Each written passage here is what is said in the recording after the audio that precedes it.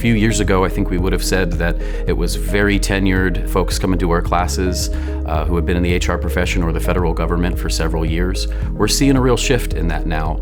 That's driven a lot by the new skill sets that are being asked of HR professionals. Being adept at technology is a lot more important than it used to be. A lot more agencies are very reliant on their HRIS, their Human Resource Information System. Systems and technologies that frankly didn't exist years ago, but now people need to be adept with software and their ability to navigate the introduction of, say, artificial intelligence, and it's asking for different parts of the brain to be activated when doing the work of federal HR.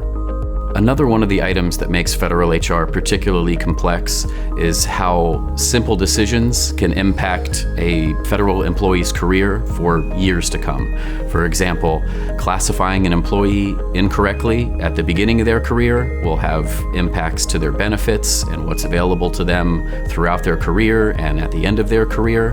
So it's particularly important for a federal HR professional to have a fairly holistic view of the entire life cycle of the government employee, because there are so many little milestones along the way that if something is done incorrectly will have negative or potentially devastating impacts to that federal employee's career trajectory.